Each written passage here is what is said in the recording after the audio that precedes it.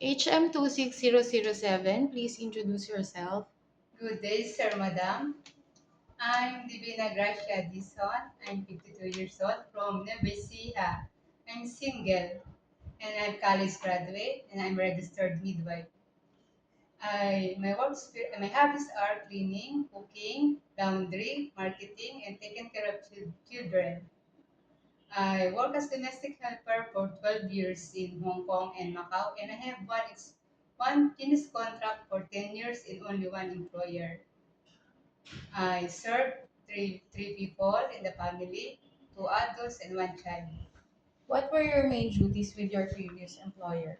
My main duties in my previous employer are taking care of children, send children in the school, preparing their breakfast, and marketing and buying their foods. Please describe your daily activities from morning until evening.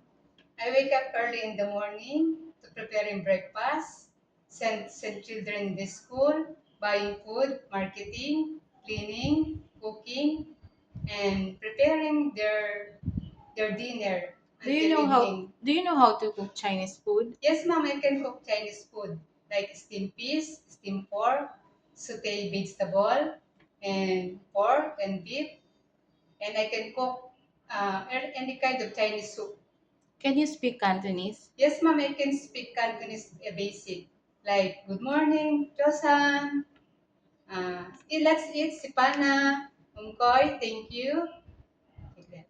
What is the most important thing in taking care of children? The most important things in taking care of children is to become safety and health and love and care for her. Can you take care of newborn baby? Yes, ma'am, even I'm a single, I am a registered midwife and I have 12 years experience as domestic helper, so I can take care of newborn baby. What will you do if the baby keeps on crying? And the babies keep on crying, I need to check the possible causes, like maybe she got sick, maybe he got fever, maybe her diaper, so I can help her and encounter the problem. What made you decide to work in Hong Kong again? I decided to work in Hong Kong again to continue helping my family to support their financial problem and then to become a future future better life in our family.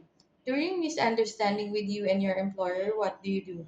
When encounter misunderstanding in the family and my employer, I always say sorry and I promise not to happen again. And I can talk to her nicely, better, respect and polite. So we encounter all the problems in the home. Before we end, do you have any message for your future employer? Yes, ma'am, I have message for my future employer. Hopefully they hire me as a domestic helper so that I can help her and serve her as hardworking helper, trustworthy, long patient, reliable, and love and care for the home. Thank you. Thank you. I hope to see you soon in Hong Kong. Okay, ma'am. Thank you very much.